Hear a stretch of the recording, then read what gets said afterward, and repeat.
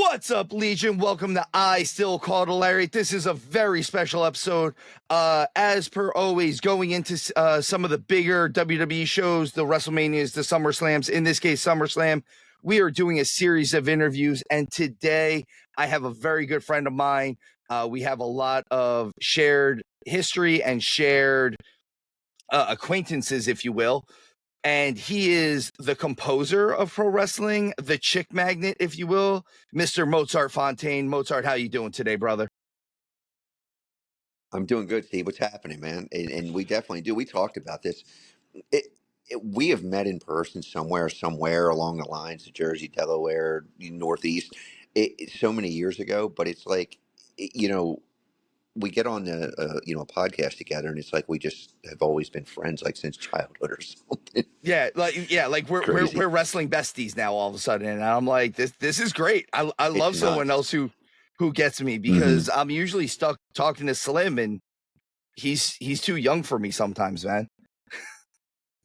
Yeah. Yeah, Slim. That's how I always say to Slim. I was like, "Listen, I'm going to need you to explain crypto to me and some of this new wrestling because I don't get it."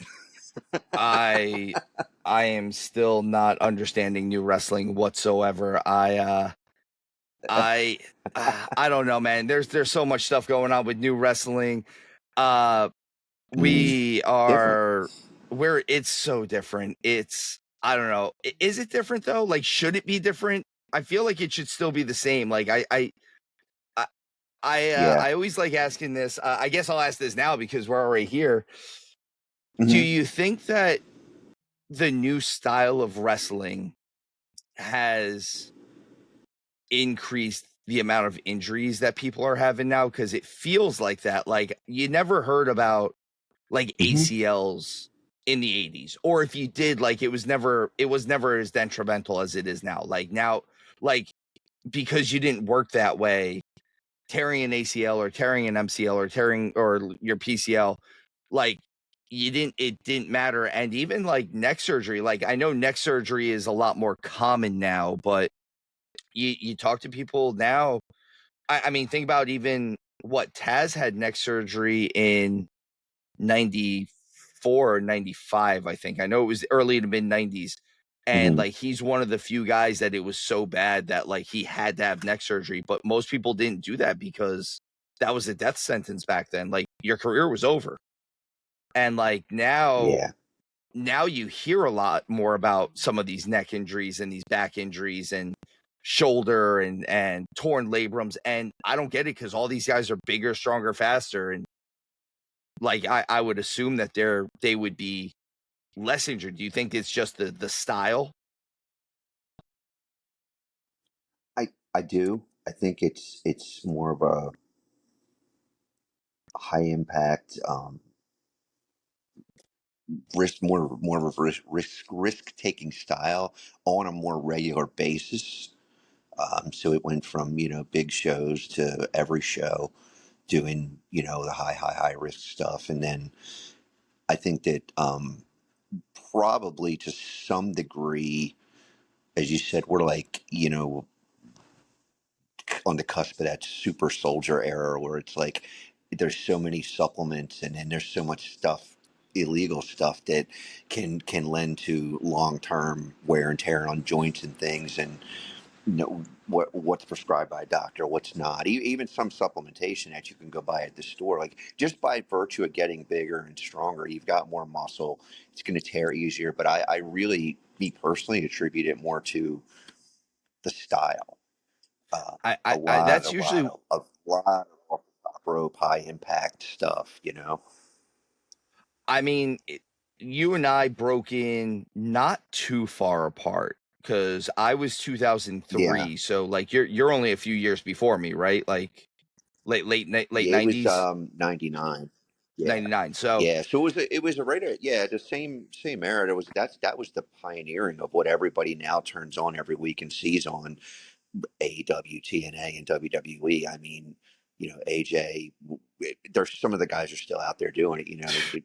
Um, we talked about like low key, American Dragon. Like, these are guys I was on shows with, and um, it Dragon in particular has had some really serious injuries. A lot based on his style, the hard hitting number one, and then just the high impact in general. Like Yeah, high impact. When I say that, I'm talking about off of the top rope landing. I'm talking about it, some of the strikes that just got really, really brutally hard.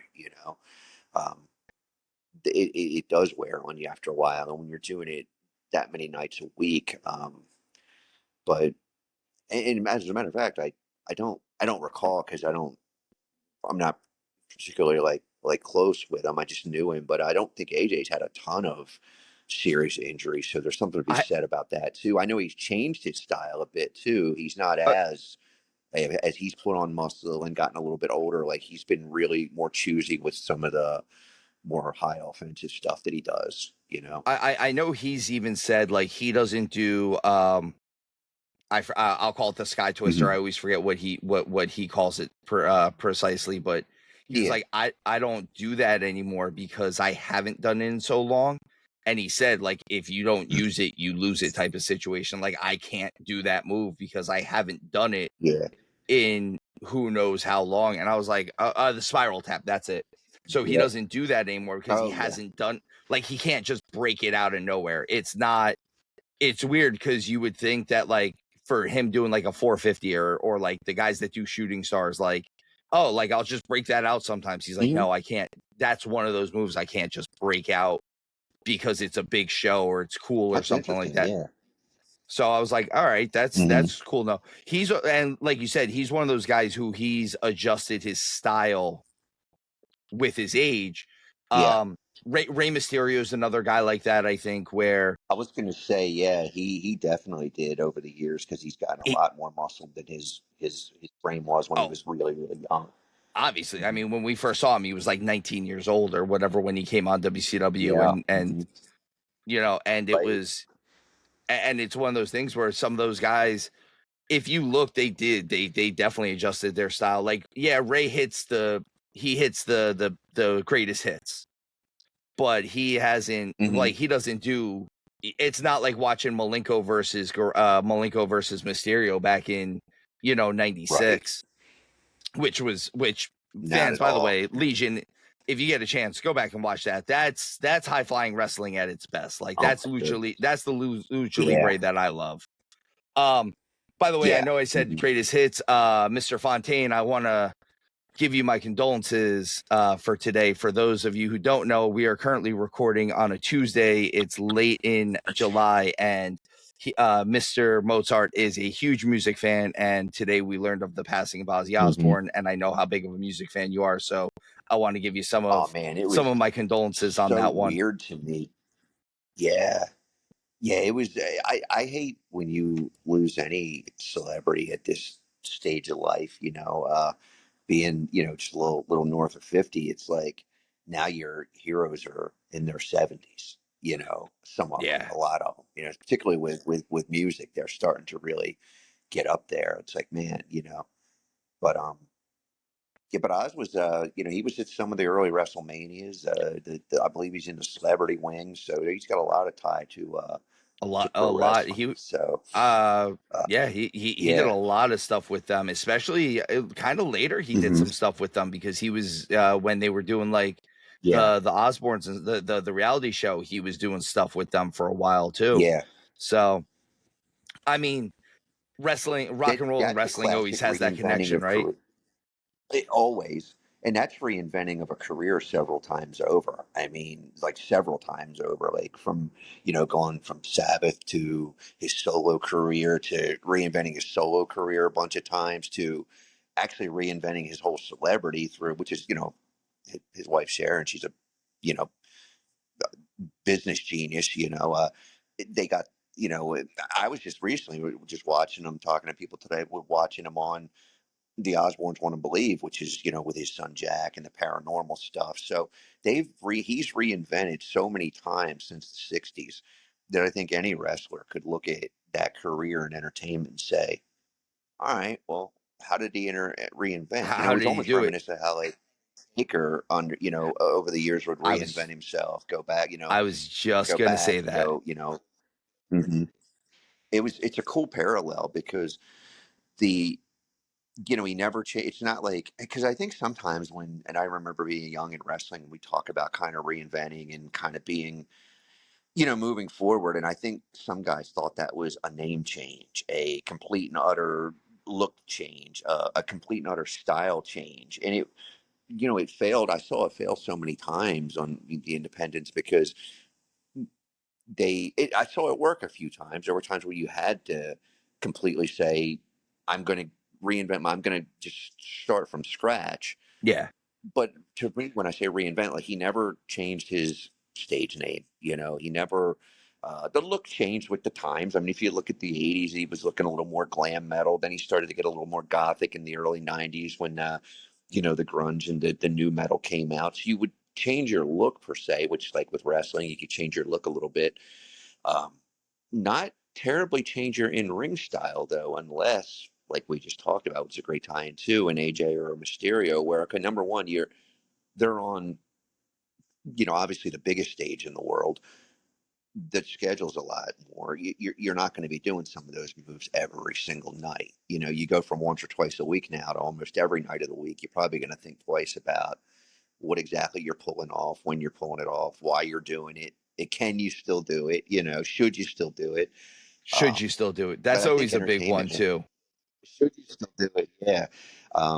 It's because do you remember, Steve, years ago when everybody, the whole thing was like, I feel like the entire independent world was waiting to see Big Show do a moonsault because everybody swore he could do. Okay, maybe he can. Should he ever? Never. I don't Shh. even want to see that. No. I don't ever want to see that. So that was kind of a thing where people, why wouldn't you want to see that? I'm like, just imagine that. Like, doesn't it take all the magic out of? I got to be honest with you. I hated when Brock did stuff like that too. Does it? When Brock did that If they shooting can star. do that, why is it?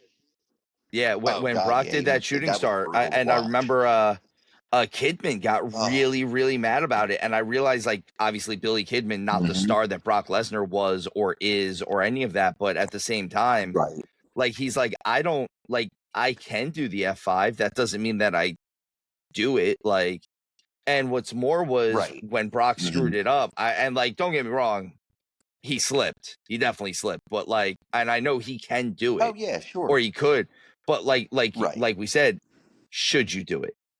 Is this the time to do it? Like, are like, Yeah, it doesn't look right. Yeah, it's weird looking. Like, and I would say to people, I was like, well, do you want to see, Ray gorilla press somebody? I mean, because a guy his size, he could, you know what I mean? If you yeah, take it in context, it doesn't make any sense. I don't know. I, I probably fell on a lot of deaf ears when we would have those conversations back in the day. I was I like, I mean, don't really ever maybe care to I see don't that, know.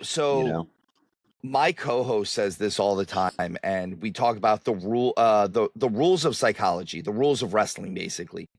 And the rules Hmm. of wrestling psychology are basically kind of like the same of the rules of I don't want to sound like I'm saying this of any entertainment, basically the rules of any form of entertainment. I'll say it that way. So we often compare it to Yeah. comic book movies or comic books in general. So if Yeah. you go to see the Avengers and Captain Hmm. America goes and lifts up a big rock, that makes sense because he's strong. But if all of a Right. sudden Captain America starts flying and he's never flown before, and you're like, well, you don't do that. Hmm. That's not your power. That's not what you do. Now all of a sudden That's you're a like, great analogy. that's how my co-host came up with it like a year and a half ago. He started saying it, and he's like, man, like, you have to follow certain rules. And Hmm. I hear Cornette say it all the time. It's like, listen, Hmm. you can change what you say and you can change what you do and you can do it, but it still has to be in the realm of something that you would say or do.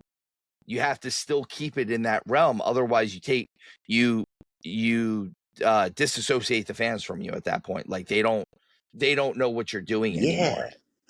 I love that. That's really brilliant because I'm I'm not the comic nerd to the point where, like, I know what happened in issue this or that of a certain date of a magazine, but in general, I've always Yeah. kind of followed it very loosely. So I was really obviously into, like, the Marvel stuff, and And you know, depending on what it was with DC, I think I'm a bigger Marvel fan. I like the heroes better, and I like the continuity better. But to his point, yeah, you're not going to see certain characters do certain things because it wasn't in their superpower. You know, it's Yeah, not. like that's not This, their thing. and So then like if Cap's doing too much too, like you said, if Captain America's lifting tanks, well, yeah, he's a super soldier, but then what does that make the Hulk? yeah, The like Hulk, I thought that was his thing, be that that, yeah, like that's his thing. Like supernaturally strong.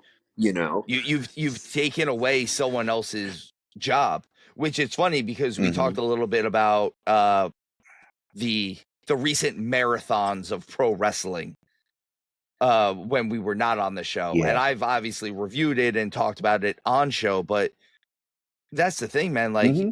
you're if you take away what someone else did in the beginning or at the end, like you kind of hurt your show, you hurt your product a little bit sometimes. And so a lot of the reason why Yeah. I have guys like you on the show to interview, because we you and I have such background in the business as far as being in there for so long, but you also have a background as being a Hmm. trainer at this point. Like you trained at Yeah. actually trained people at a wrestling school and have had to work and like had to give advice and stuff like that. And I always like getting guys like you, like we've had Bob Evans, guys like that. I like getting your inputs on things I love Bob. Yeah. because well, that's the thing is I love hearing what you guys have to say, because a lot of times I'll be like, am I too old school? And then I'll hear you guys say, and I'm like, they're also old school. And then I'm like, that doesn't make any of Hmm. us wrong though. Like it's just because Right. change for the sake of change sometimes is always bad. I always like talking to you because you are such a music fan, and when we talk a lot of times, Hmm. I like to associate wrestling, not just because it's so connected to it because of the connections that they have, but the wrestling business I feel is very much like the music business. Like it like I feel like I it's mean, more it's like absolutely parallels. like Uh-huh. I feel like the actual wrestling business always parallels the music business almost Yeah. exactly, more so than it does any sport or any other form of entertainment. Like, don't get me wrong, in the ring Way you're more. telling a story, so you could say it's a movie, but like or a show. But I always feel Hmm. like the business structure is almost side by side Absolutely. music. Like, hey, we're gonna have a show, we're gonna start a band, and then we're gonna play in our garage for a little bit, and then maybe we get lucky and we get Hmm. a Sweet 16 party, and then maybe we get lucky and we get a crappy bar, and then we get a good bar, and then we're steadily at a good bar, and then maybe we get to play like a real venue on our own, and then Sony comes and signs us. But if Sony signs us, that doesn't mean we're rich. That just means that we have an opportunity. Well, that doesn't sound a whole lot different than, Right. well, I trained at the Monster Factory, and then I started Hmm. working shows at high school gyms and VFWs, and then I got to wrestle in front of 500 people, and then I NXT love it. signed me. But just because NXT signed me doesn't mean I'm going to be a millionaire. It just means that, well, I have an Yeah, opportunity to work with the best people in the world. So, like, that's always my thing. I was like, it's an exact parallel. it really is. Even on every level. I grew up in, you know, when I grew up, you know, right outside of Wilmington, Delaware, and we have a pretty thriving like cover band scene. But there is, you can't write an original song and go play in any restaurant, club, you know, venue. We'll call it venue because no one cares here. There's no market Yeah. for it. It's kind of sad because there's some talented people. Um, I always would tell, I would, you know, as engaged for, you know, a number of years, you know, still lucky enough to be very, you know, very close with her. She's a, one awesome singer. And I was like, some of the shadier, like, especially in the early days, not so much now because the scene's more established, but, you know, you're talking 10, 20 years ago, 30 years ago, even when we all started doing this thing, you know, uh, the bar owners were akin to like, pop-up wrestling promoters, like, you know, you got the nudge and the brother and the worked handshake, and you didn't get paid because they didn't draw anybody, but yet the place was full, you know. Oh, by the way, singer, we can't pay you because we didn't do anything. Well, I already know what the markup on alcohol is, and I can tell you can pay the band by the two tables that were sitting over there. They hated having me in a building because I was a worker, And they're like, Yeah. you know. But my friends, I actually, I told Jim this because when Jim broke us into the wrestling business, and we had the, you know, the pleasure of learning from a lot of different people under Jim, and even from Jim himself, Jim Kettner, who, you know, legendary, you know, ECWA promoter, owner, you know, creator, everything at one time. He would always tell us, you know, which was funny because Jim really put the you know, the wrapped his wings around it, you know, the small group of us that trained under him at the time I did, and all the guys that trained before him. So he always kind of made sure if we worked somewhere, like we were gonna, they were reputable, we were gonna get a little money, we were gonna get a good spot on the show, we would get something out of it, you know. And I'd watched my friends before getting into wrestling, doing the music business, go and play in New York and have bar owners. Oh, well, you know, sorry, you guys, you drove 2.5 hours to play the gig. And, you know, there was nobody here, but that's your fault. And we're like, no, that's your fault because we don't live in New York. The internet doesn't exist yet at this point in time. You didn't put it on your marquee, so now you're blaming it on the band. There was a lot there, that, to your Yeah. point, the parallel on every level of every nuance of the both businesses are almost exactly the same. It's really interesting, you know. Oh, Um, and even, well, you're gonna go on first.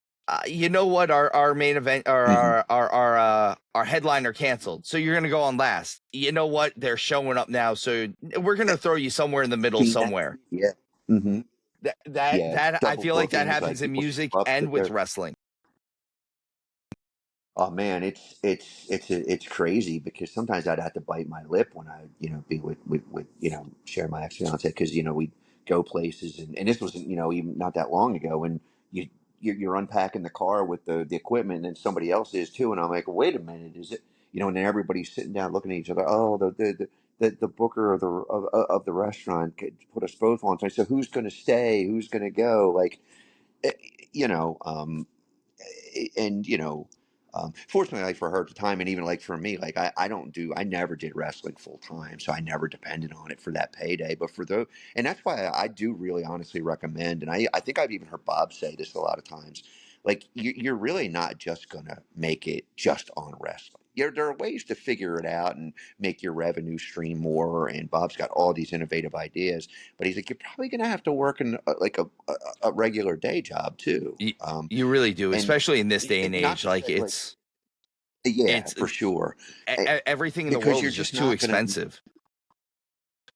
yeah, you can, and rightfully so. Like a lot of the, if you're booking a show and you're a promoter, like you might not necessarily have six, $700, $800, $1,000 to drop on a guy who's never been on a national TV program, who's not really, and even those guys too, though, like there are very few guys that you can get from a that perspective where they have that type of viewability, if that's a word, that are actually going to draw that into your crowd at your venue. So they may ask for some absurd price, but the reality of it is if you really sat down and did the math and the marketing, and I think you gave me this term a while back, the spreadsheet market, you know, the spreadsheet uh, management. If you had a spreadsheet of all your costs and I hired this guy at this amount, did he draw that back to me at the gate? Because I can remember reading old school books like Lou Thesz's book, and if you went back to Ole, like sometimes they were expected to draw 10x at the door. So if they put a Terry Funk on, he was probably going to draw 10 times what he was making for the promoter. What's the reality that anybody would do that today? But And they would say, that's the "Oh, thing that is, guy worked for TNA once 5 years ago. Let me put him on." Well, nobody's going yeah. to remember him, unfortunately, and they're just not going to do it. The people won't, because, like you said, with the expenses everywhere. Well, also we have a lot more entertainment options. We've got movies. Because I remember Jim always telling us. Jim thought like years and years ahead of wrestling, so he was never worried about another promotion out promoting him. It was, what entertainment in general are we up against? Do we have a carnival in town? Do we have the latest movie opening this weekend? Yeah, obviously, you know, the big one was, is there a pay-per-view this weekend? Because, you Yeah. know, they were the Sundays and they were $60. And it's like, are people going to come to our show and drop 20 the night before, but then have to do. So there were all these, when you were looking at dates and you're planning ahead 10, 12 dates a year, and, like he did as an independent promoter, I just want to make sure that I'm not running against anything that I know about and I can predict ahead of time. I don't want to run against it. The wrestling shows, honestly, at that point were, because he was really established too, and a lot of them were younger. They were the bottom priority. It was more like the competition was movies, bands coming to town. Who was Yeah, coming to Philadelphia that night WWF because we were so and close. WCW doing a pay-per-view that weekend or something like that. So Hmm. with that, I want to ask you, because I have voiced a very strong opinion on this, both on and off air. Hmm.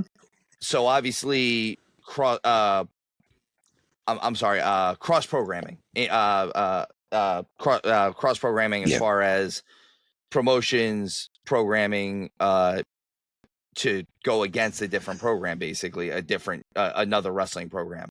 I feel like this Hmm. has been something that's been happening since the beginning of time, right? Like since the beginning Yeah.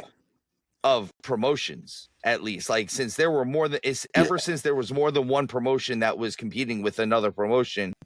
So I want to ask you, because I had a Hmm. very, very strong opinion on AEW moving their biggest pay-per-view of the year up several hours to start at 3 o'clock rather than go head to head with uh Saturday night's main event.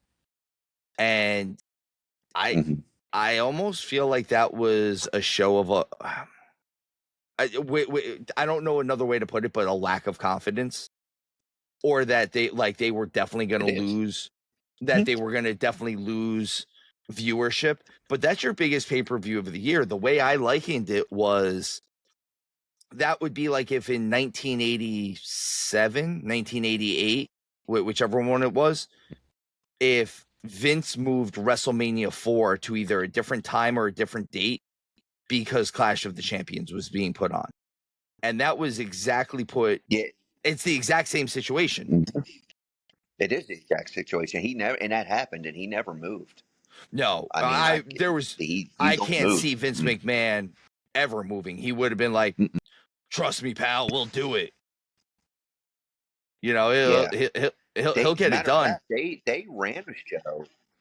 I can remember being in high school, and I don't remember what it was. I think Hogan and Taker were on top, but I just, very, again, very vague. I have a vague memory for details, so I'm not going to be the guy that's like, "Hey, Steve, remember when they moved the belt on November 4th?" I don't. I couldn't tell you a date. I can tell you the dates that I wore championships, or my friends did. So, but I do remember a time where they came up with this card, and it was a Saturday night card to run against something that NWA slash Crockett Promotion slash WCW was doing.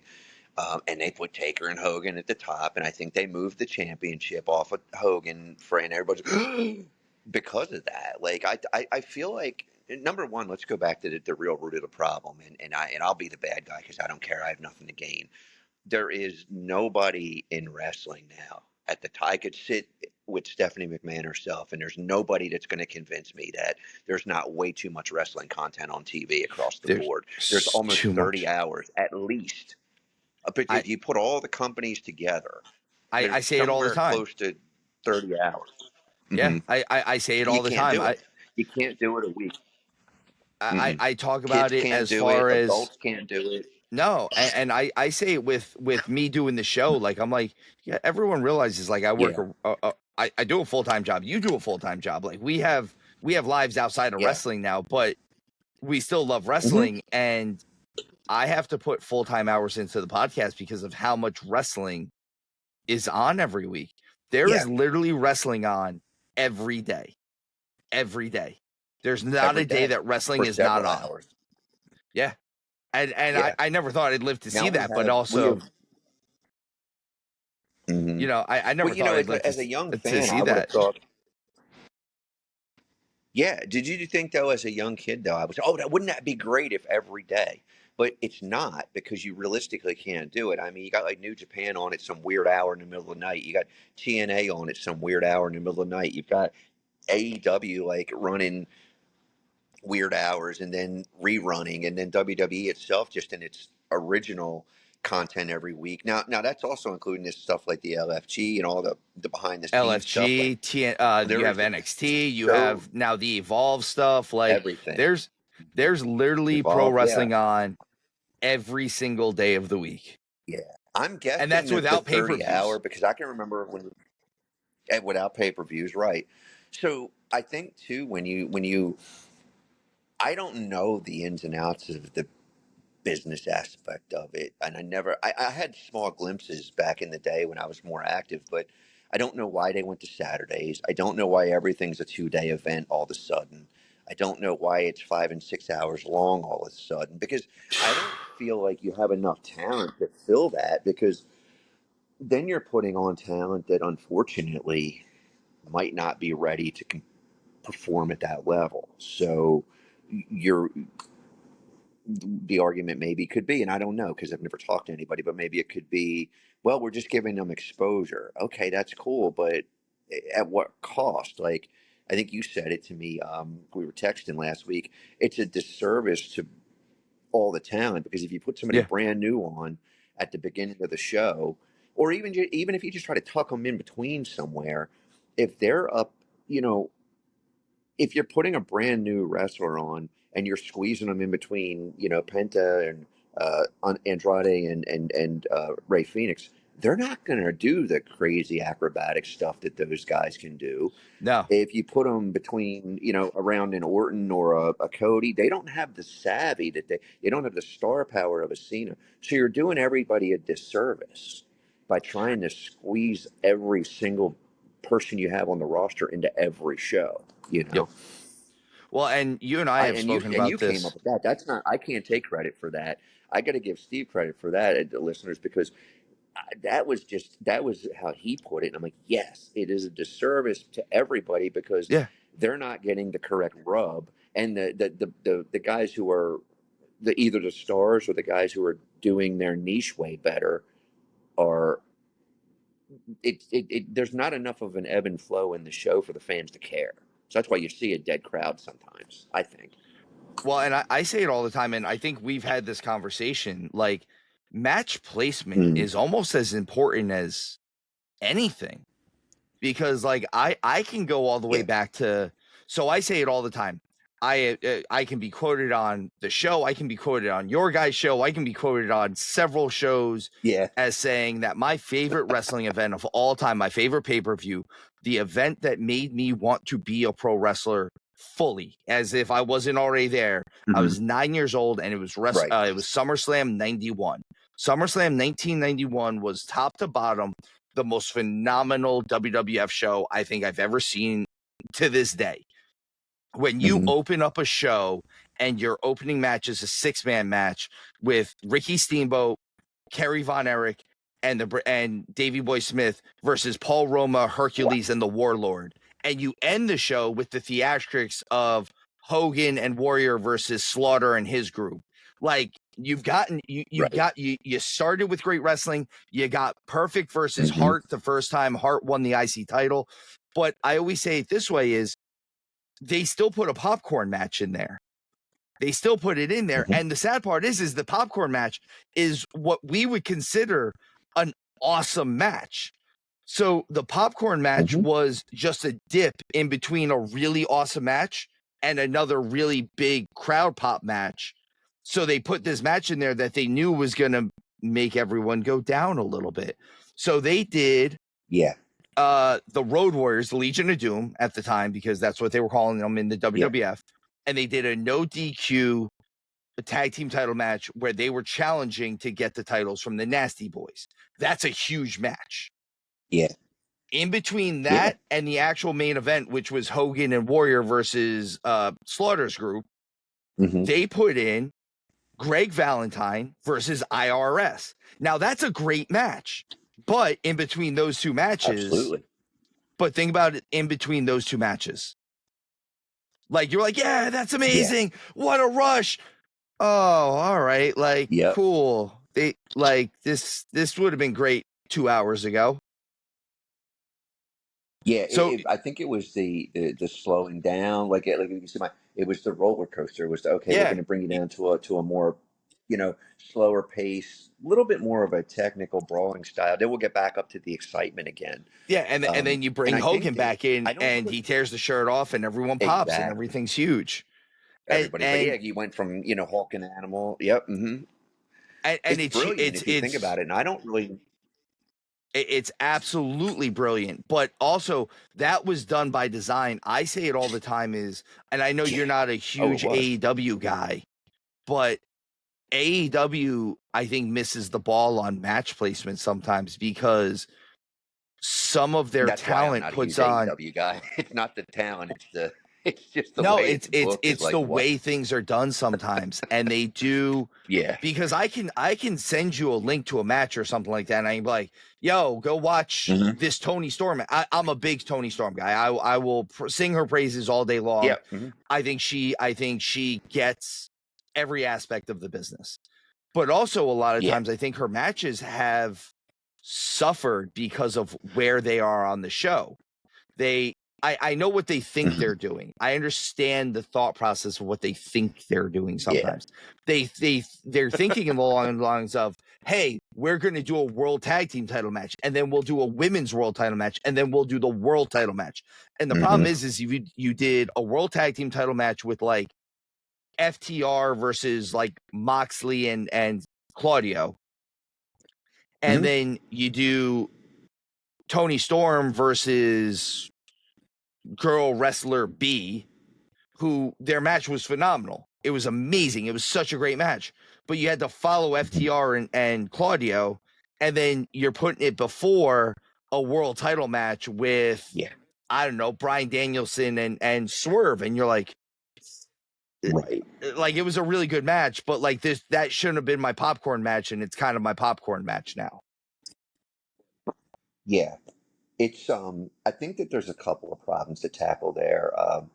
Again, learning under Jim, who you, you know, Kenner's fascinating because it was like he was like an amalgamation of every one of his childhood heroes. I mean, from being sitting in locker rooms with Ernie Ladd and listening to Ernie talk about booking, to being around Pat Patterson, listening to him talk about booking, to understanding he was a huge Bruno fan as a kid, to understanding the psychology of a 13-year title run, of how Bruno's matches were done, why they were done.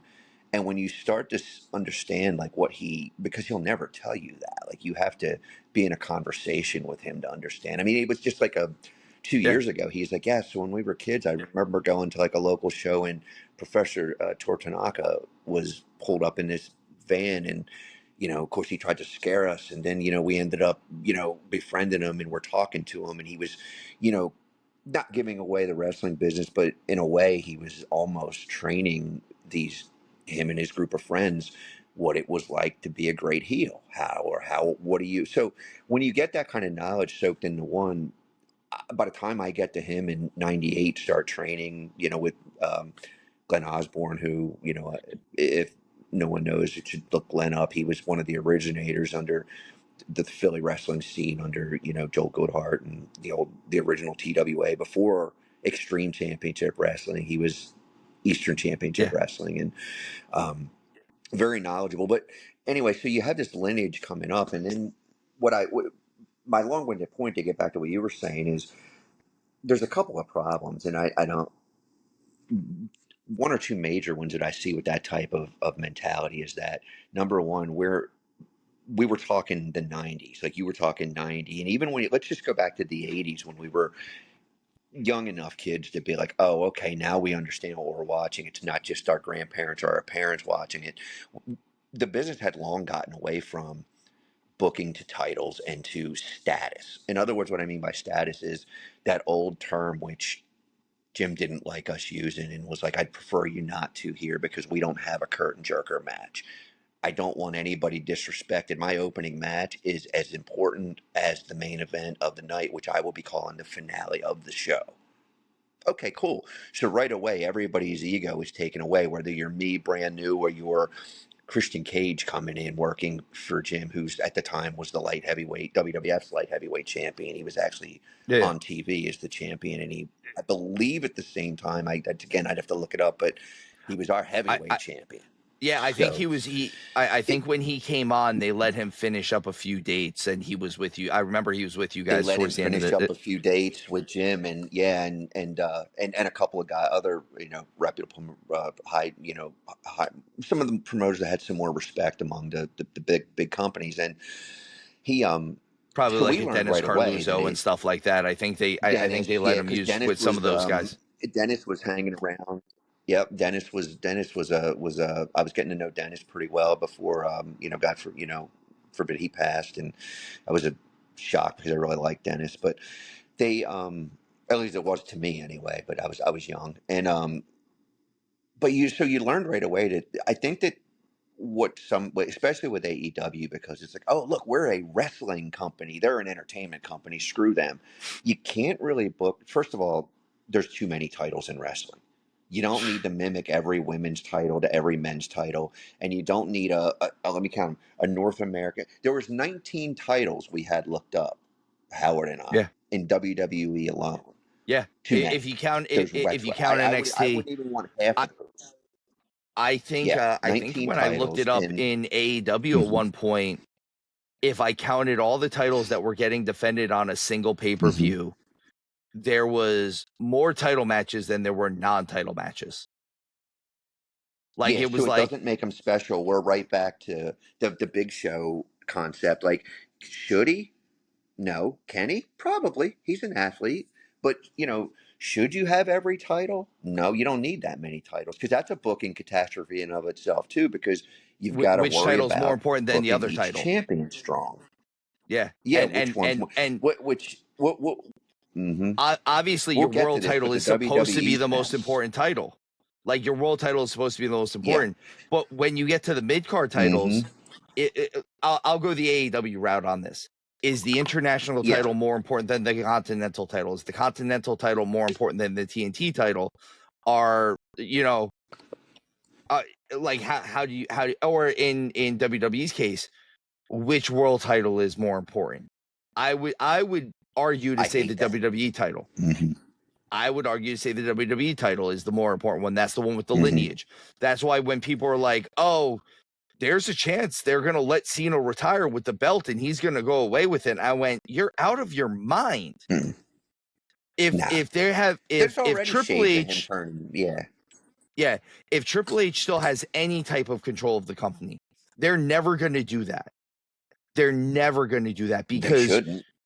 they shouldn't, because you taking away that belt, you have now taken away all of the history, all the lineage of your company. That is the Hmm. belt that is linked to Hogan, to Taker, to Bruno, to Bob Backlund, to Buddy Rogers, to Superstar. Like that is the belt.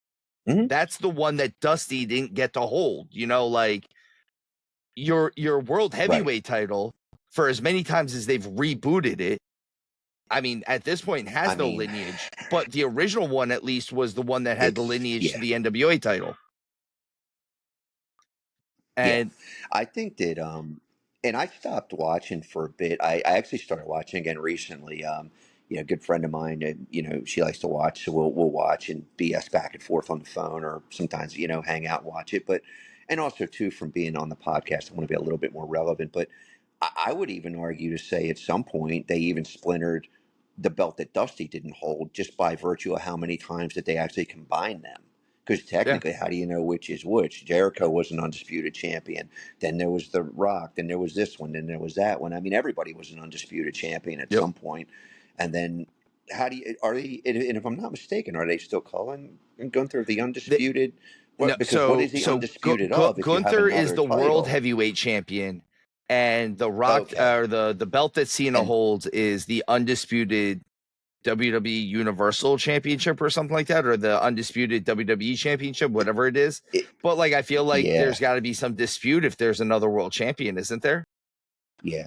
The only lineage I think, Steve, is the shape of them, because they've clearly modeled one after the what you would say was the NWA title that The could be NWA traced title. back to Thez to Frank Gotch, and then there's the one you just went back to the lineage of, back to Buddy Rogers, but the shape of them is the only real lineage, and I don't think they care enough to be, if I'm being real honest with you, and that goes I, from the top down, because I would like to say you're right. I would never let him retire with it, but I don't think they care enough. I think they'll just be like, oh well, I don't we'll know. rewrite it next week and it'll be, Yeah, I don't know if they do either, you and know, that's even a little worrisome for me. I say this constantly. It's yeah. the biggest issue with WWE being bought by Endeavor and TKO is the fact that Mm. now it's not run like a wrestling business now. It's just run like a business. So everything they do And now, that's where you were kind of enlightening me. Yeah. yeah, like everything gets run kind of like what we said. It's all business spreadsheet. It's all spreadsheet now. Like, oh, how Hmm. can we maximize every dollar? And don't get me wrong, that's And I been the learned name of that the from game you, because forever. But I was going nuts. Like, what are you doing? yeah, but God, I'm like sorry, I didn't mean that's to interrupt you. no, I but like learned the that's I mean, spreadsheet thing. I don't want to take credit for the spreadsheet thing, because you had taught me that, and I'm like, yeah, that makes a lot of sense, because they're not yeah, running it right. like a wrestling company. That's for No, they're sure. not. No, everything's getting run like just a straight business. Like an accountant is running the WWE now, Hmm. basically. And don't get me wrong, there's Right. nothing wrong with Hmm. being an accountant, but like that doesn't make you a wrestling guy. I it's Right. they Oh, do. you mean just like a I TV writer doesn't make you a wrestling booker? Yeah, exactly. Well, I Teasing say it all me. the time. There's if you've ever seen the movie Cinderella Man, there's Yeah. a line in there, and I love it because we Hmm. basically say a form of it all the time. The whole point of pro wrestling is to make money, right? Like at the end of the Yeah. day, Hmm. does who's the reason why who is world champion or who is the champion of your promotion makes a difference is because does that guy draw money? Does he make you buy a pay-per-view? Does Right. he make you buy a ticket? Does she make you buy a ticket? Does she make you want to see her win or lose or whatever it is? So at the end of the Yeah. day, in the movie Cinderella Man, uh, uh, Jimmy Braddock's manager in it says, "We all know the name of the game, and it sure as hell ain't pugilism." And it's true. It's not. Right. It's money It's making. not. Yep. Jim Ross used to say the line all the time. So long as there's an ass every 18 inches, I don't care. I don't care who's the Right. champion. I don't care who the challenger is. So long as they're drawing an ass every 18 Hmm. inches. And yeah, but like in order to do That's that, right. you have to go back to following the rules. The The rules of pro rules, wrestling. exactly. You still have to follow the Hmm. rules. And it's not just, well, the ref needs to start calling the rules. No, like I mean the rules of the psychology of Yeah. wrestling. Hmm. Like when was the Right. last time you saw someone get beat up in the opening segment and when they came out they were like taped up for the next segment that they made Hmm. a save on or something like that? And or like you knew this guy was in a match in the beginning, but he was still the Royal Rumble is a prime example. The Royal Rumble is a show where Hmm. during the show you could have people that are in the Royal Rumble match that are also wrestling a match on the show. Well, why don't you have Right. someone get hit with, you know, something where their arm is jacked up, and then when they go out to the Rumble, their arm is taped up or their knee is taped up, like they don't have the knee pad on anymore. They've cut they cut the tights so that you could see that the knee is taped or whatever. Like you had to have a trainer Right. actually work on it. Like I don't know, man. Like there's little things like that. It's really hard to suspend disbelief nowadays. I was having a It's conversation with terribly hard. Yeah.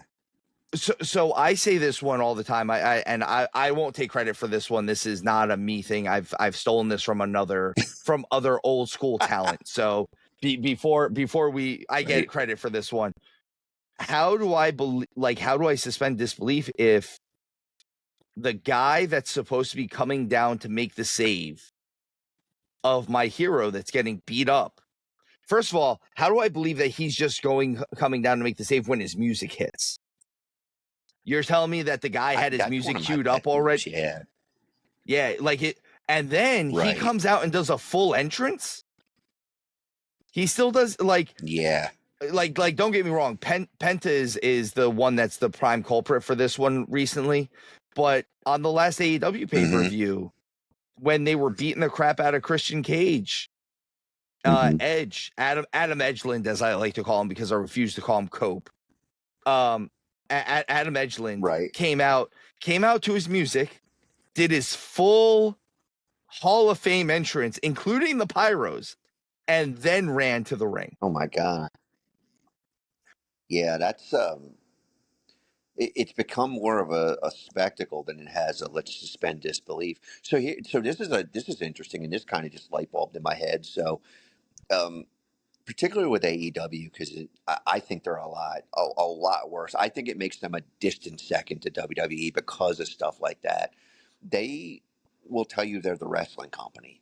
We're booking it like wrestling, so the titles mean something. First of all, they do not, and that antiquated, I'm going to book it because of what you just, how you were saying, well, I'm going to put the titles with the titles and we're going to do it in somewhat of an order of importance to the title. But yeah, it doesn't matter because number one, you've got too many titles. And two, you're not booking an ebb and flow of the show that way. Yeah, So you're if not you're the booking a wrestling show. company, number one, drop a couple of titles because the last time that was actually a real thing was when the Gold Dust Trio created wrestling cards in 1920 or 30, and your brand new guy, maybe it was Thez in 1929, 30, was opening the show because nobody knew him. That doesn't exist anymore now. Yeah. And you just said it. And I would go back. I actually used that example when we would train students. Well, how come I have to be in the opening match? Because Steamboat was in '91 and he'd already been the world champion, and they needed a guy who could fire up the crowd like Steamboat, like Roma. Like you needed that high I impact I match used to to be like able to opening. open a show. I like Yeah, I opening a loved it. card. We opened a I lot of shows as the chick magnets for Jim. We opened a ton of shows I because we would be the guys that would let the high flyers bounce all around and knock us everywhere, and the crowd's going nuts. yeah. You know, I used to we say didn't there think were he put us in the opening show. Uh no, huh. I thought that was to set a tone a lot of times. There's two places on It the is to card I set a tone. always That's exactly what yeah. it is. Mm-hmm. That's an old Kevin Sullivan thing. That's why he used to open up with the cruiserweights, is because he wanted something high That's energy Eddie to get your Graham. I crowd mean, they going. all did it. Yep. And I Yeah. say this all the time. I used to love opening a show, and I used to love closing a show. Mm-hmm. And I guess a distant second to one of those two spots was I didn't mind being the first match after an intermission if there was an intermission. But like I liked Yeah. setting the tone, That. or I liked being Mm-hmm. the last thing that you remember. Like I wanted one of those two spots. Yep. So if I wasn't main eventing, I wanted to open the show. I wanted to work with the Virgin Ring. I wanted to make sure everyone Yep. got to see my stuff. And maybe that's selfish on my part, Mm-hmm. but I'm my own. Like you can attest to this. This is the one thing that I think in current Yeah. wrestling, they've actually gotten right to a point. You're your own Mm-hmm. brand. You have to build yourself up. Yeah. Now then, with that said, I think the thing that they've gotten wrong is a lot of these kids don't watch the matches before them. They don't know what finishes are before them. They Right. do the same finishes. They do the same moves. Showtime and I will Yeah. talk about it that there's always like a prevailing move of the night. Like if someone hits something in the opening match and it's awesome, you'll see it 3 more times throughout the night. Yeah. And then you're Yeah. like, oh, it was so awesome. And then you're like, it was awesome. And now what am I doing? So Well, it's I don't interesting too because it's uh, yeah, putting together a card is so multifaceted because it's our responsibility as performers too to look at the lineup, understand where I'm at on the lineup, what my job is that night. So my job a lot of times for Jim, as you know, being in the trio of the Chick Magnets was we opened the show a lot of times, and we knew that we we could get away with a dive or two based on who we were wrestling. Maybe it was the Logan brothers, maybe it was, the heavyweights, which were a smaller team and they could fly around a little bit. But you didn't do every single dive known to mankind in the opening match. There were rules. Again, the rules of the internal rules of wrestling were yeah. who's on the show, know their move set, what are they doing? What's their job on the show compared to mine? So I go down an 8 match card and I'll say, okay, so and so's closing out the first half. They are, in essence, the main event of the first half. The match before it is going to be a little slower. We're opening, so we've got to open with a heavy pace. Where you wouldn't open a show, at least not wisely, with a big plotting match. No. That might be two big bruiser guys, might be right before your main event, right?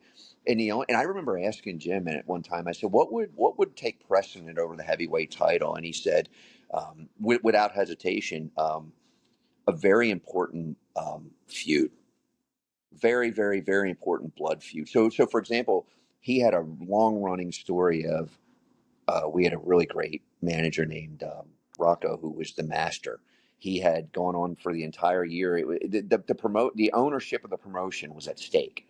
That's a little more important than the heavyweight title. So yeah, that didn't close the show that night. But very rarely, a blood feud, a really important feud, maybe you brought in a special guest star. There's a reason, but there's not a whole lot of them.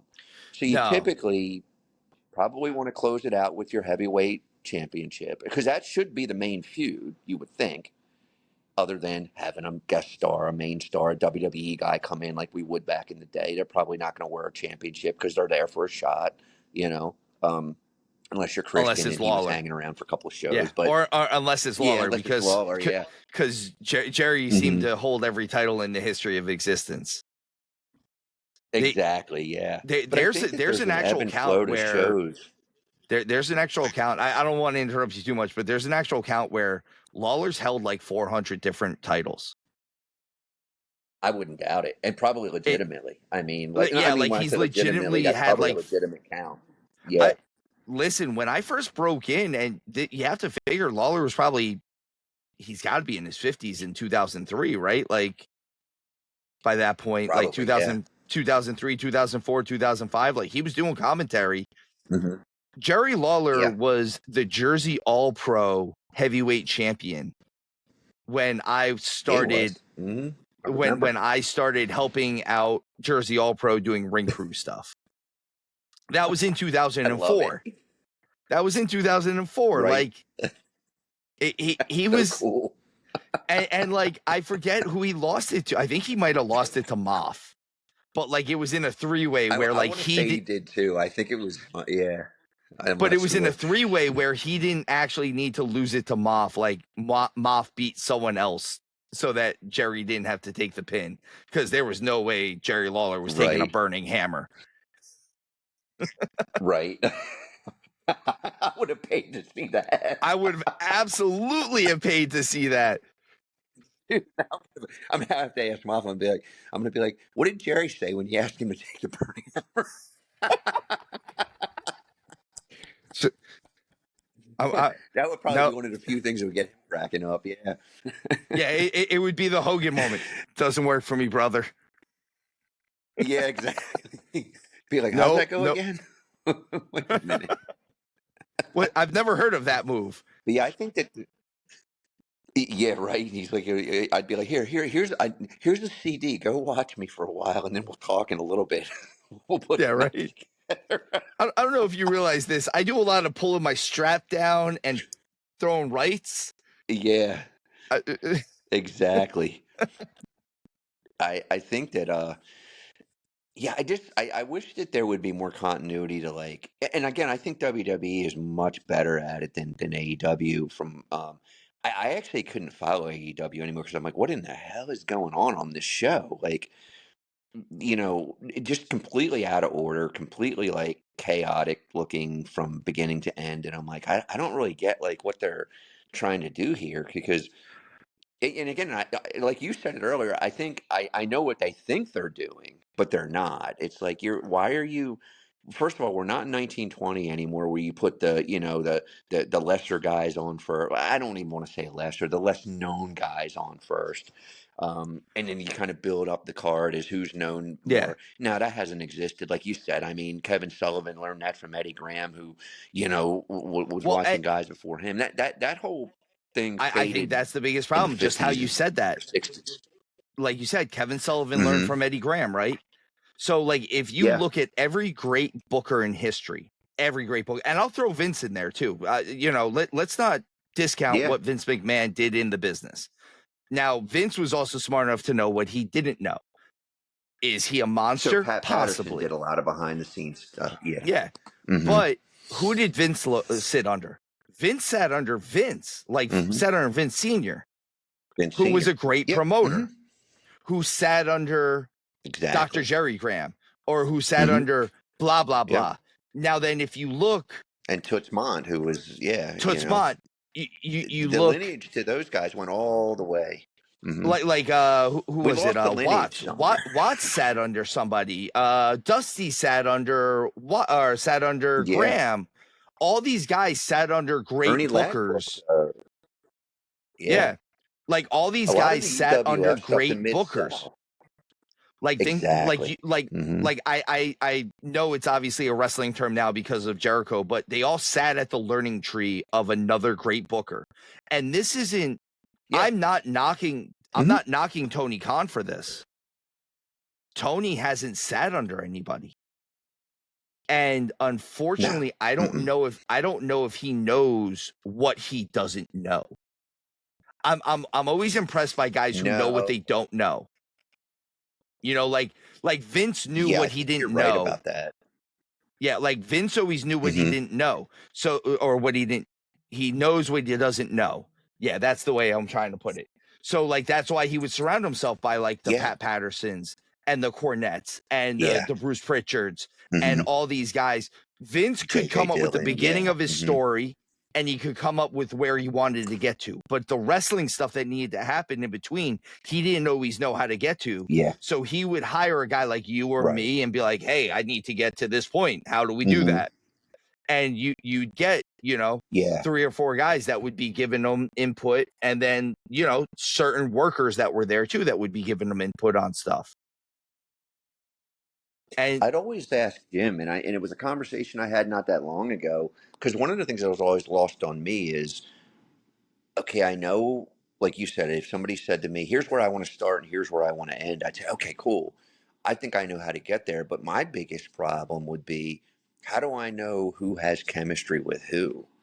Because I was telling Howard, we were texting earlier, and I happened to watch Monday Night Raw last night, and I saw the women's match. And I typically cringe at a lot of the women's wrestling on WWE. I see a lot. I mean, there's more blown spots than 10 indie shows on one Monday Night Raw match with women most of the time.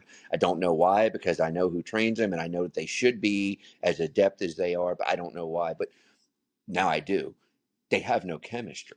So I don't know how to put Lady A with Lady B or Guy A with Guy B to say Steve and Mozart are going to have a great match. And Jim, I asked Jim that, and he said, sometimes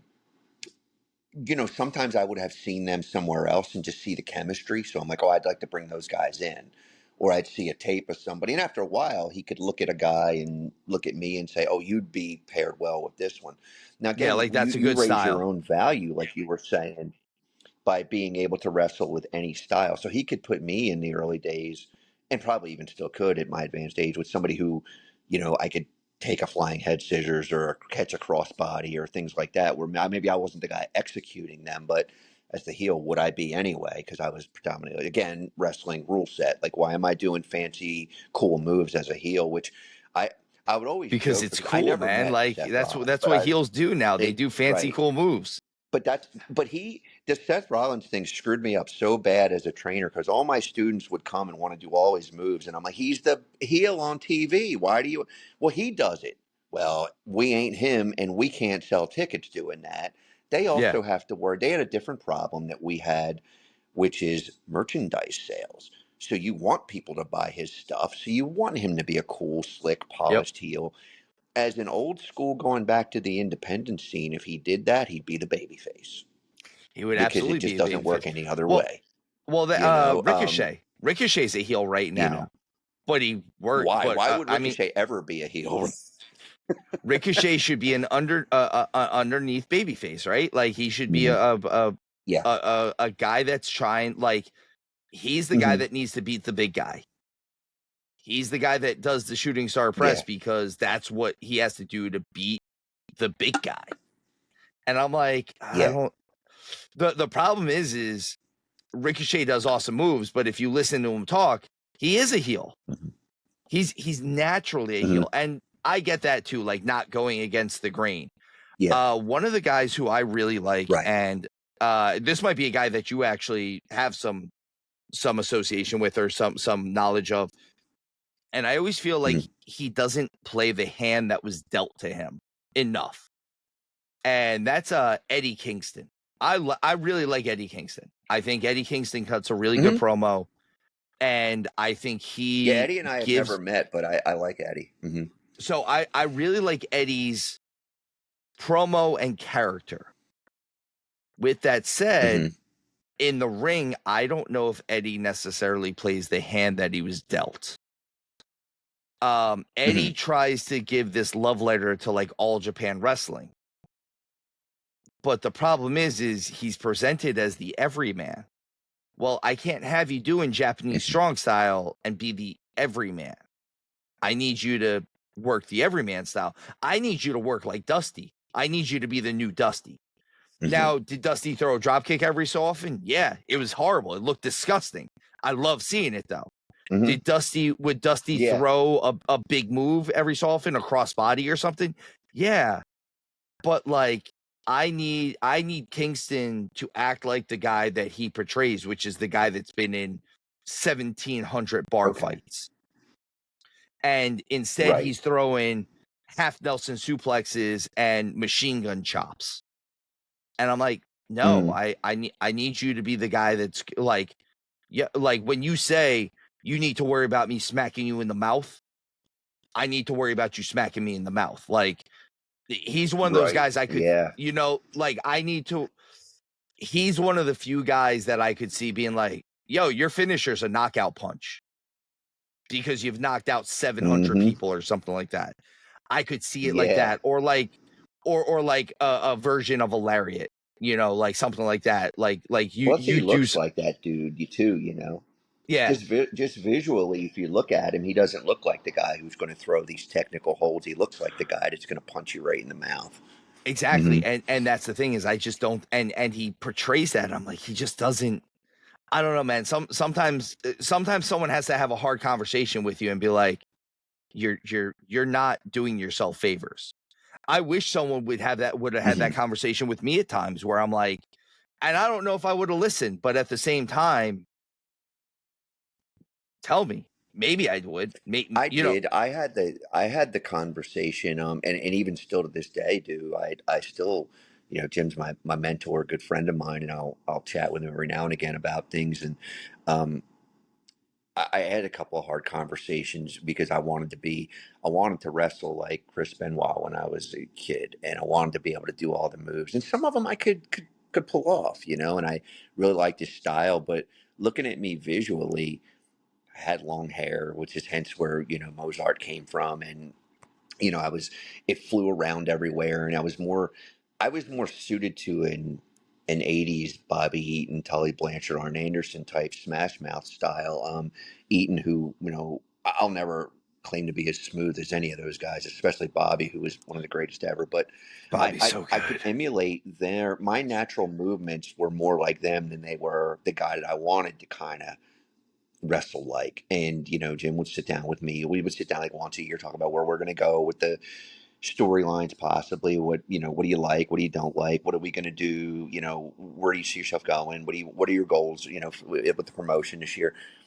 And when we would talk, he kind of guided me out of being that.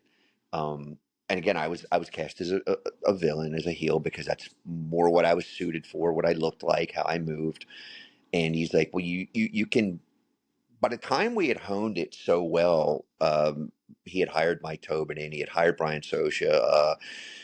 We were doing the Chick Magnets, which came about really like organically, just from the three of us in the back talking. And he's like, those guys have similar mindsets, and they're becoming really good friends. And he needed an opening match, is how it was born. I'll tell you the quick story.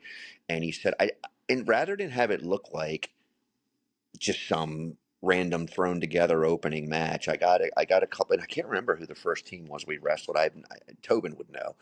Um, but he wanted us to look uniform, so he had Sosha go out and buy bow ties. And he's like, I want to call you the chick magnets. And we were kind of, oh, this is weird. Like, okay. And then all of a sudden, like, we bought into it. Like, it was like just this, something clicked. But the point that I'm trying to make is that I had gone from that guy who was trying to do all these, half Nelson suplexes and, T-bone throws and, these, fancy looking, tie ups and things to just be smash mouth. Just do what you do. Like wrestle like Terry Gordy, like wrestle like, you know what I mean? Like wrestle like a heel would. And it, so those conversations did happen for me. I was fortunate enough. And I was like, I listened, but but I tell you, to your point, I listened because I saw it work. And I'm like, okay, I can't debate this. I've seen it work with other guys. I've seen it work with me. Okay, I'm going to forsake the, every suplex I can learn type of thing. Because again, then you go back to who's going to take all that stuff. How many guys can you really pair you with that's going to try to take a full Nelson suplex or a half Nell, all the fancy suplexes that the luchadors and the Japanese guys were bringing. Because a lot of those guys are like, they're going to pull the Lawler and be like, so my strap comes down, right? Like, you're not really going to be able to pair it up with a lot of guys, you know? Well, I think I lost you. No, Lost the no, sound. I was muted. I'm sorry. So I think Oh. that might be part of the problem with the current product too, or the current crop of what's on even the indies. Hmm. How many guys say no? Which goes back to our injury thing too. It goes back to the injury thing. Even in the big So time, maybe sometimes. Hmm. so I got to work very, very early on in both of our careers. I got to work with Jay Lethal. I love Jay. Jay is at 20 years Hmm. old, Jay had more of a wrestling mind than some guys that I know that have been in the business for as long as I Hmm. have now, 20 years, as long as you have now, 20 something years. Yeah. Our match, Hmm. we had I went in and Jay was the heel in this match because I was the guy that was always working for that promotion. So he's like, I'll let you do your babyface thing. He goes, I kind of want to do a heel thing tonight anyway, so let's go. And just talking, I was like, well, you're supposed to go over. You're the bigger star between the two of us. He goes, yeah. I go, well, Hmm. what's your finisher? And he explained what it was, and it was like a lifting, like a Yeah. fisherman twisting driver thing. And I remember looking at him going, yeah, I'm not taking that. And he goes, and this was where I knew how smart Jay Lethal was. He goes, well, I wouldn't do that to you. One, you're the baby face. Two, you're bigger than me. And three, I shouldn't be hitting fancy moves on you. I should be cheating to win. And I Hmm. went, it's amazing. It's You're like, like from the, whoa. yeah, like someone Yeah. got it and he got it at 20 years old. Like he was literally not old Yeah. enough to have a drink, but he understood what he Right. was supposed to do in the wrestling business. So like again, like back to our injury conversation, back to everything else. Like, Hmm. do you know when to say yes? Do you know when to listen? Do you know when to just shut up and take your advice? And do you know when to say no? Like one of Yeah. the things I was taught real early on, and I could see you during training being taught that way too, is if you're not comfortable doing something, don't do it. Because if you're going to try it and you're not Yeah. comfortable with it, it's going to come out looking bad. Right. And that's not what we need in the business either. But we are running a little bit long. So, Mozart, I'm going to hit you with a couple Hmm. questions before we wrap up. And I'm going to have you back Okay. on the show because, Cool. brother, I love you, man. I'm so happy that we've gotten as Oh close as man, we I love you are too. in the last few months, man. This is Yeah. amazing. I need you to come down to Florida soon and we can go, we can go hang I out at would some, love to. yeah, man. Yeah, Tobin's down there, and I'd like to get down there to see him. Heck yeah, As man. soon And as I can, man. I'm It's in been a Central while. Florida. So like if you're anywhere in the Orlando region, we can hang out. Like and Yeah, who we else is should. down here? He's in Jim Molino just moved down in this area Hot too. Shots. So Yeah. hot shot hot So I shots know down here. Hot Shots down there. Mega's down there. Key's down there. Loki's There's a down there. lot of people down here right Yeah, now. there's a lot of guys, And or if at least he was. I haven't talked to him in a while. Yeah. Key is still here. Hmm. I think he's still in the Orlando Yeah. area. So I got Yeah. One of the questions I always want to ask people. So is there a match, a moment, Mhm. or in your case, a trainee could be a situation with this? Is there anything that like kind of stands out as a favorite for you? Is there someone or someone that you worked as one of your favorite opponents? It, just our we Mike Tobin and Brian Socha, myself, just the whole entire, we had a 5 year run on the independent scene as the Chick Magnets, and really the only thing that ended us were injuries. Those three guys were pretty injured, or those two guys got pretty injured, and I was coming off of one. But our feud with the Logan brothers and Chase Del Monte, where they were out of Chaotic and they came down to be part of our ECWA gang, and it was kind of like our Freebirds versus Von Erich type of thing. It That's was really awesome. fun. We actually modeled a lot of stuff. Yeah, it was my favorite time in wrestling was those 5 years or so with those guys. That's awesome, man. That's And awesome. I'm All still right. good friends with all. So not to age ourselves too much, but we are old men now. But with that said, what Oh yeah, advice would you look at give check me out. what advice would you give to anyone trying to make it in the business today, or someone who's just starting out at this point? If maybe they are already in the business, but they're just starting out. Oh wow, so much. I think number one, really doing your research and finding a reputable training school, somebody who's either gotten folks to the national level or somebody who's training that has worked at that level, because we have to start at the top again, and we can't work from the bottom. In other words, where it's like, hey, I'm Joe Indy, and I still, like we talked about with music. I had this in my garage, but I'm going to start training people now. I had this conversation with Loki a number of years ago, and I was like, I don't know what I bring to the table as a trainer, because I was just getting in. JJ had asked me to train guys, and it was always an interest of mine, and I didn't really know what I was doing. JJ Johnson, who was JJ the ring crew guy for Jim for years, he opened Right Coast Pro once Jim sold ECWA. So Loki had come in to work for us, and I remember, I'll never forget. He told me, he's like, and he looked at me real serious. And he's like, "What do you mean you don't have any?" He goes, "You worked for Jim for over 10 years. Name me somebody else who was on Jim's roster for 10 years. That's what you go with. That's your credibility." Because I was, yeah, but I didn't work on the national level like you, and I didn't do, no, no, no. He didn't want to hear it. He was like, no, you are the guy who was with Jim for 10 years. You have that knowledge. So you want to go to the top. You want to go seek out Exactly. Mike Hollow from, Elite Pro Wrestling. You want to go to the Monster Factory and find schools that have put in people, and those aren't the Exactly. only two, but you want to go The to a place that's put the somebody somewhere. WXWs and stuff like that. The Yeah, AFAs. I rest his soul, yes, the guys but who like have that had type of thing. some lineage. I think it's just lineage. Find the lineage, because again, mine came from Killer Kowalski through Hollow from the gym side of it, which was how I originally broke in. Came through, the Ernie Lads and the Arnold Scollins and the guys that Jim was kind of tagging around the locker rooms with back in the day. Hell yeah. Hell yeah. That's awesome, man. All right. And this is one Hmm. that I've now been getting a lot of people with I started. So you're actually only the second person I'm asking this question to. The first one was Bob Evans. Cool, So that's the type of grouping that I'm putting you in right now. And that's nice. what's one lesson wrestling has taught you that applies to life outside the ring. I think just that there is life outside of the ring. That was one of the first things that Jim taught me was, hey, this is just a wrestling show, man.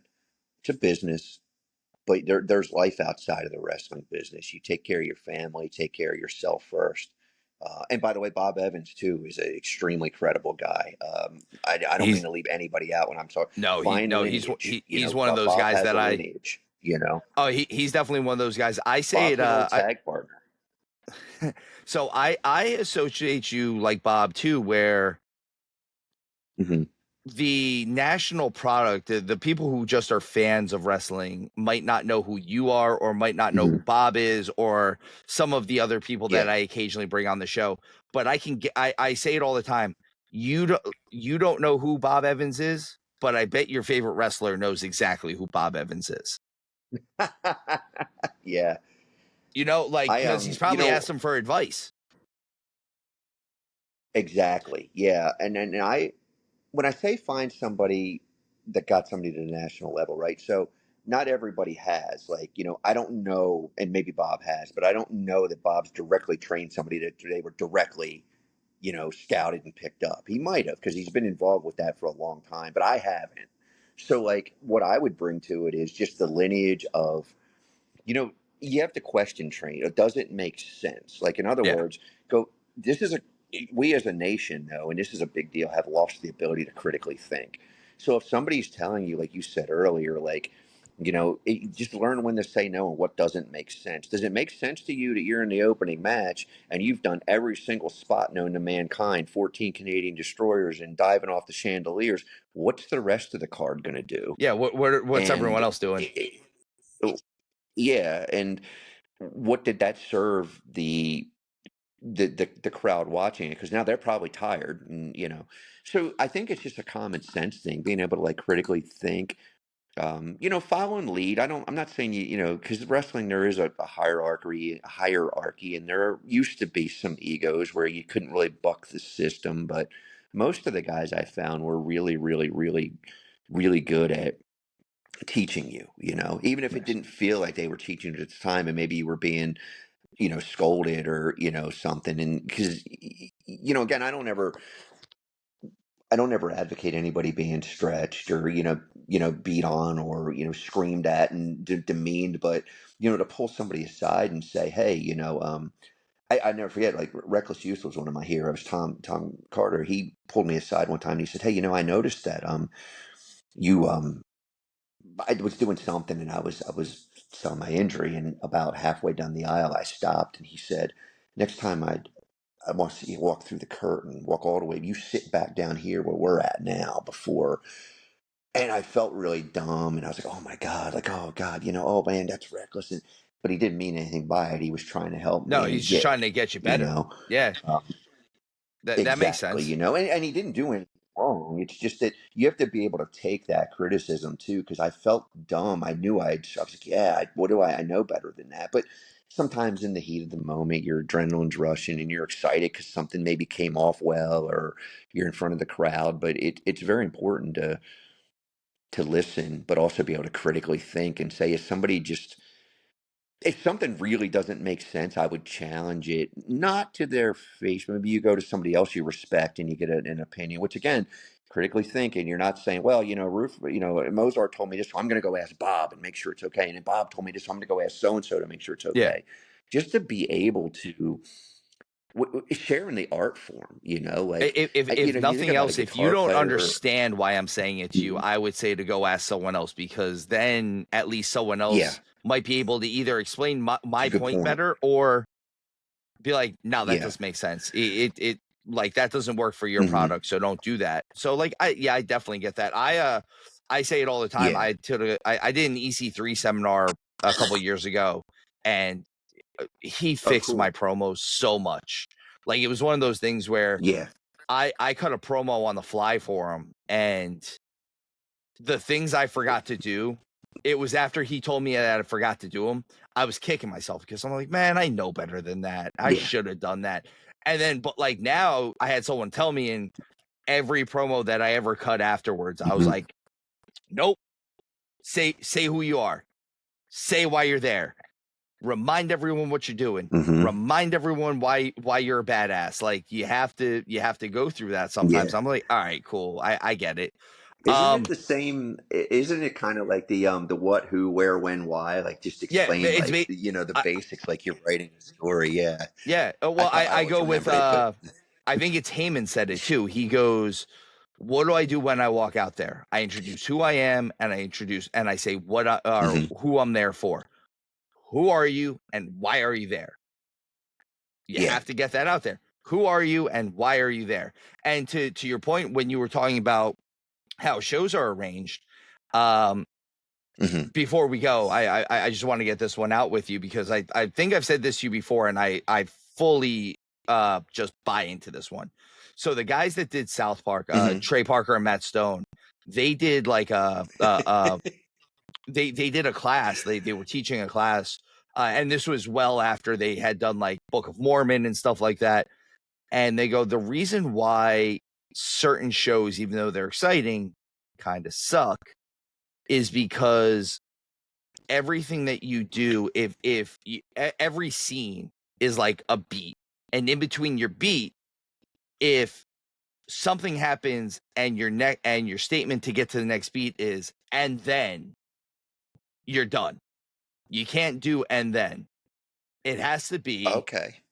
this happened, therefore this happened, or this happened, but this happened, therefore this happened. So in between each segment, you have to have a therefore or a but, because that's the only way that you can make it to the story.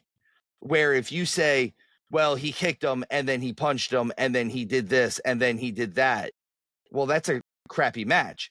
If you say he worked an arm wringer and he worked the arm wringer because he missed the clothesline and missed an elbow and hit the turnbuckle, and then he hit a single arm DDT to keep working the arm, but to throw things off, he hit a brain buster because he was still able to do that. All of a sudden, that's a story for a match.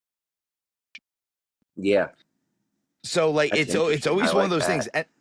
And like, it's one of those things. I feel like this is why me and you always have fun talking. This is why we go off the rails a little bit, is because Dude, that's what I do, is go off the rails. That was like every match I had. No, I'm only kidding.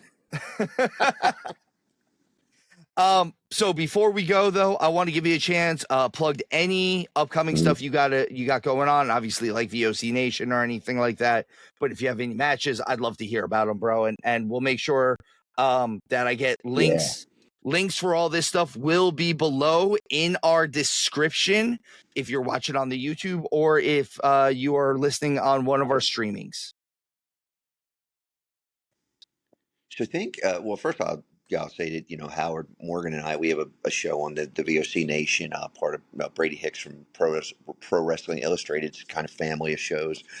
We do, it's called Matt Madness with Morgan and Mozart, and it is just go off the rails, kind of talk about anything. We never have an agenda. We have a guest tomorrow night. We're Wednesdays, 7:30 to 9:30ish, and tomorrow night, I believe Howard's got him locked in, but King Reginald from ECWA is going to be on to talk about his upcoming stuff. So ECWA is getting ready to fire back up again for the fall. September 13th, we're back for a series of shows, and I'll have to get the remainder of the dates. But what I'm excited about is they're actually and Ryan Cavan is a great dude, and his team. He's the current owner, promoter, booker. He's the gave a great concept because there was such a warm reception to a lot of the guys of my peers of my my time. We did a reunion show last year to wrap up a wrestling documentary on the ECWA called A Backyard in Delaware, so you can check that out. That was on, oh man, that was streaming too. You could look that one up if you Google that, or through the ECWA Pro Wrestling website. Nice. But we culminated with a lot of the legendary figures of the area, and it was such a hit that he's doing a Legends championship, like just trying to get as many guys that are still, because so many guys came back in shape, ready to go, still working out there. The next match in the tournament, I was I advanced against Mr. Ooh La La, my old tag partner, and then the next one's Aiden Chambers versus Sean Royal. So that's September. I know I'll definitely be at ringside for that. Maybe calling the matches. It's up for believe that's up for discussion. But that's what I'm excited about, is that Legends division, because the young guys are just, it's a super great roster. So again, I'll just say September 13th. It's Marlboro, New Jersey, which I don't think it comes up as Marlboro, like if you Google it, but it's 6 o'clock bell time. He's going a little bit earlier this time. So that's Nice. cool. That's cool for me, Steve, because I'll be home and in bed before midnight. We're too old to work work late, man. Like we gotta go to bed early Oh sometimes. my God. But Yeah, Mozart, I want to yeah. thank you for coming on, brother. Like Mhm. I love talking with you. This is No, always so thank much you. fun. And you're the start of the series of interviews that I'm doing leading into SummerSlam. I do have a big one. I literally just got full confirmation for it. I'll let you know who it is Awesome. when we're off the air because I want to keep it a I'll have to surprise for the check it Legion. out. But Legion, as always, I appreciate you coming out. Mhm. Mozart, thank you for coming out. Thank And you. as always, guys, remember, tuck your shin when you bump.